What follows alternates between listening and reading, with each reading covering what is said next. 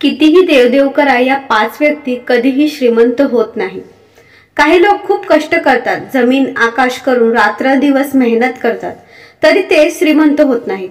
कदाचित त्यांच्याकडे पैसा आलाच किंवा नशिबानेही साथ दिली तरी मिळालेला पैसा टिकत नाही।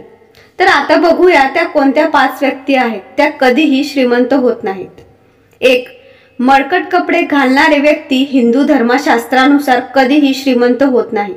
तुम्ही म्हणाल तर कामकाजात कपडे मळणार कपडे मळतात, कामामध्ये कपडे मळत असतील तर अडचण नाही, परंतु काम नसतानाही आळशी राहणाऱ्या व्यक्ती कधीच जीवन बदलू शकत नाही। 2.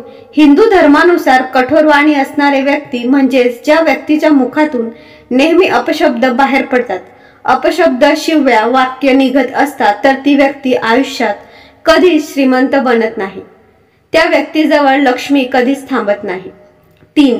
सकाळी सूर्योदयापूर्वी उठावे असे सर्वसाधारण सांगतात, त्यानुसार सूर्योदयानंतर ज्या व्यक्ती उठतात त्या आळशी असतात, अशा व्यक्तींच्या आयुष्यात कोणतीच प्रगती होत नाही।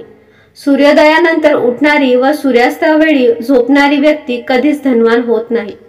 आळस हा माणसाचा शत्रू आहे। 4. पाय न धुता कधीही झोपू नये, त्यामुळे घरात रोगराई आजार यांना आमंत्रण मिळते, यामुळे बक्कळ पैसा खर्च होतो, म्हणजेच लक्ष्मी घरात थांबत नाही। 5. केसांना तेल लावल्यानंतर उरलेले तेल कधी इतरांना देऊ नये, आपल्या केसांना तेल लावताना मस्तकातील योग्य विचारांना चालना मिळते, ते इतरांना दिल्याने त्याचा वापर होत नाही।